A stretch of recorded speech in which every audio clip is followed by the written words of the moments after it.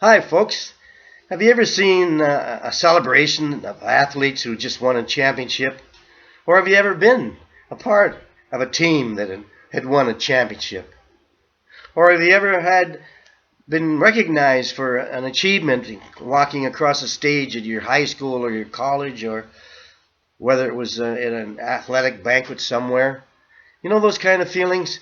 Well, those are the kind of feelings I felt when I was at the Denver Empower Network event this past weekend, April the 18th, 19th, 20th, 21st. What I saw there were like-minded people. Many of them, I'm sure, had dreams and goals when they were in school, and many of them achieved those dreams and goals when they were in school. However, that led to a career.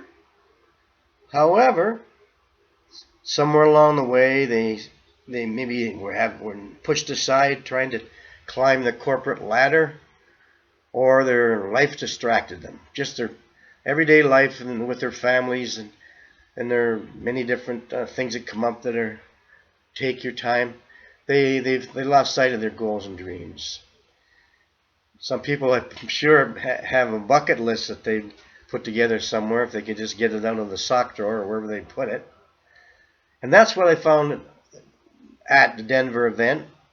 And it was designed by the people that run the event to edify and lift up people that made the attempt. Not only made the attempt, they made it to the event. Now, folks, it's almost 99.99 people don't attend these events, will not achieve what they're trying to achieve. These are motivation.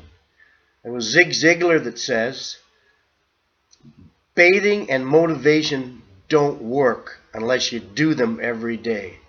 So, of course, what we're told to do is to take this motivation that we saw and felt and the encouragement we felt from everybody else home with us and do positive thinking, read inspiring books, or read all the great works of personal development, right from Think and Grow Rich with Napoleon Hill,